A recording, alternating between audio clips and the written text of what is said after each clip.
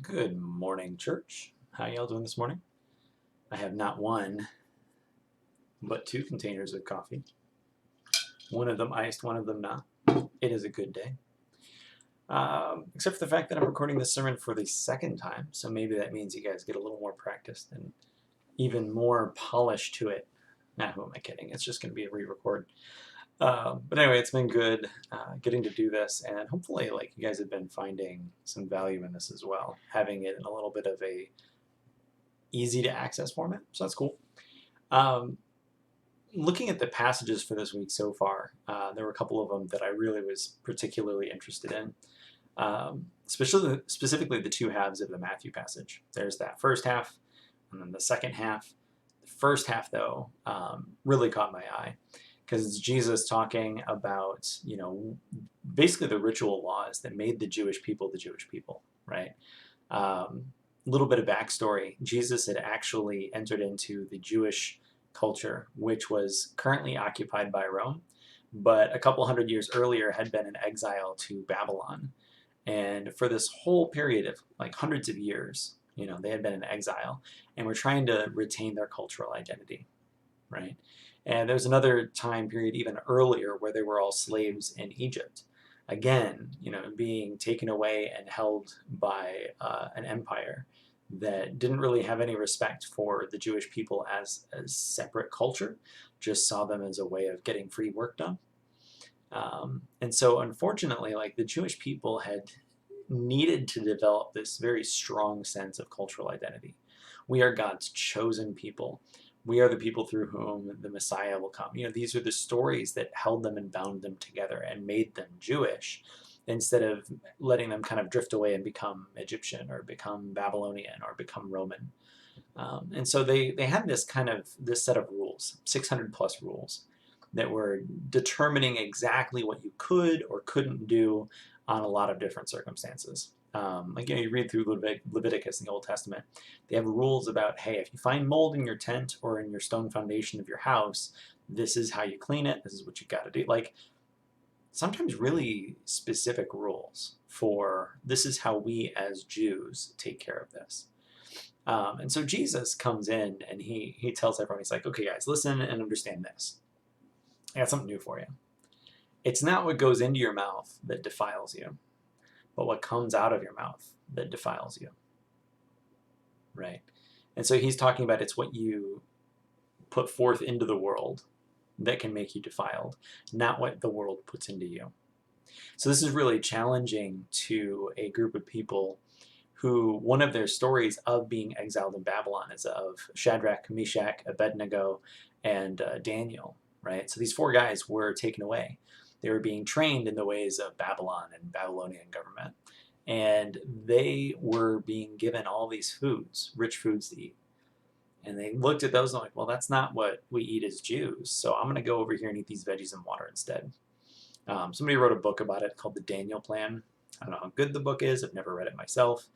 But it's not a diet. It's a matter of identity for these guys. So they go into Babylon and they say, no, we're gonna stay who we are. We're gonna stay Jewish. We're gonna stay worshipers of the one God. And they're rewarded for it. And part of that conflict was whether or not they would allow to be put into their bodies what was not Jewish, right?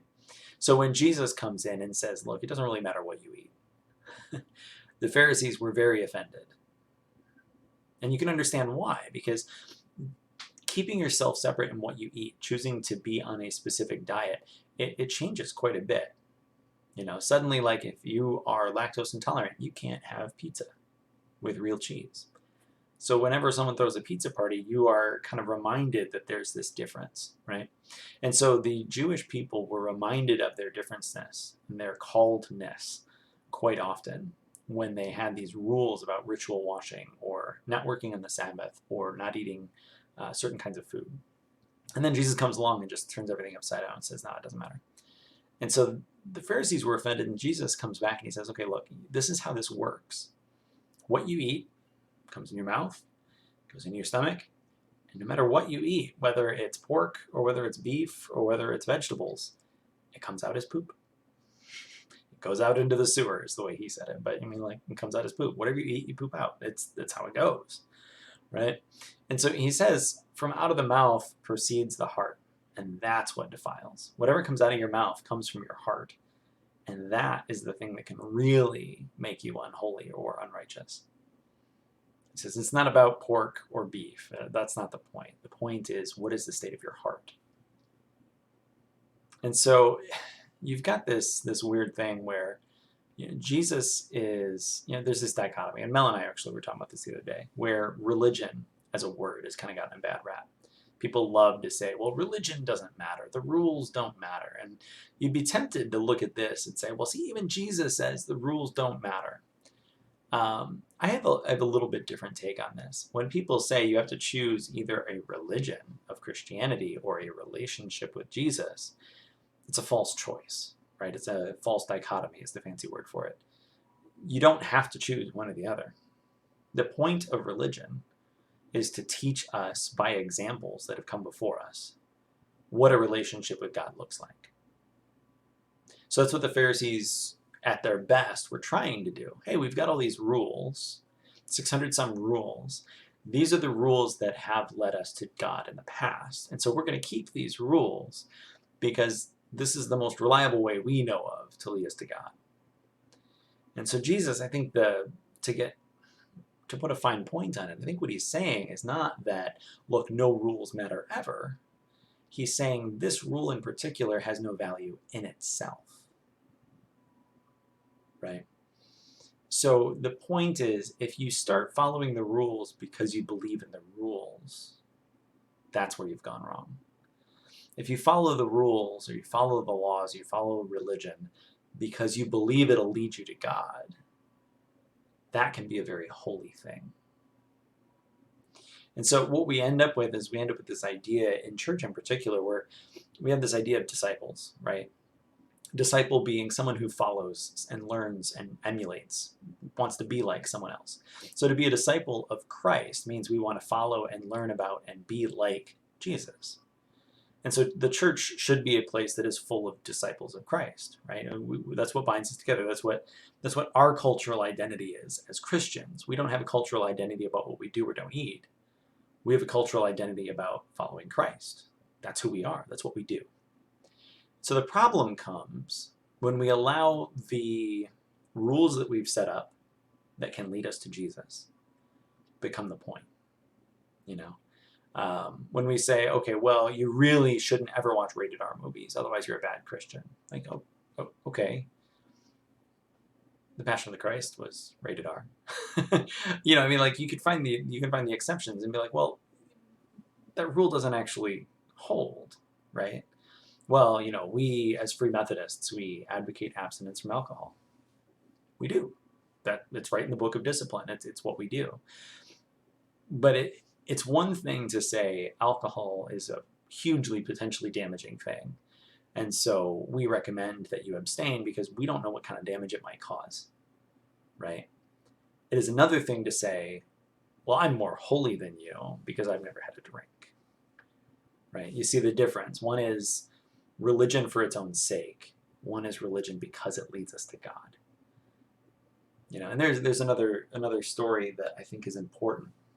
If we're going to be serious about being disciples of Christ, which I hope we all are, and we're going to be serious about that, Jesus, he didn't often lay down rules for people, right? There was one recorded time where a teacher came to Jesus and said, okay, look, I need to know what's the most important rule to follow if I'm going to find eternal life. And Jesus is like, well, number one is love God.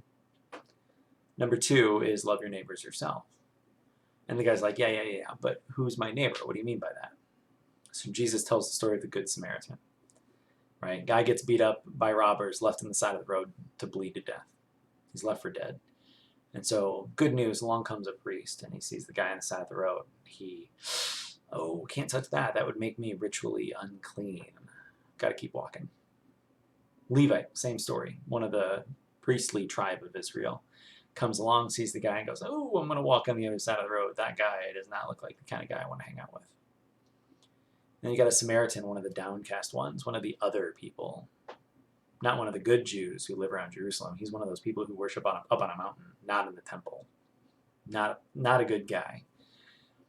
Except that he's the one who sees the man, has compassion on him, and goes, hey, this guy needs my help. I'm going to help him.